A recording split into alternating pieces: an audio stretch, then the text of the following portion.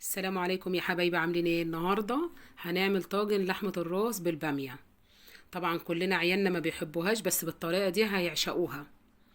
عندنا لحمة راس جبناها، يا دوبك اديناها كده غلوتين تلاتة على النار، وبعد كده نغسلها كويس اوي ونقطعها صغيرة، ونجيب معلقة سمنة نشوحها، وننزل عليها ببصلتين كبار. بعد ما تتشوح ننزل عليها ببصلتين كبار، ونحط لها بهارات لحمة وفلفل اسمر وسبع بهارات ورقتين لورا.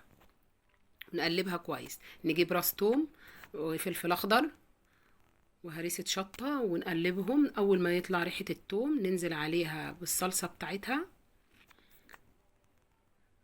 ونديها شوية مية كده وتستوي نص سوا. بعد ما تستوي نص سوا نجيب البامية. طبعا دي بامية انا مخزناها وهي متلجة كده زي ما هي عشان ما تسودش. طبعا ديت توم وفلفل اخضر وهريسة شطة، وعصرت عليهم نص ليمونة.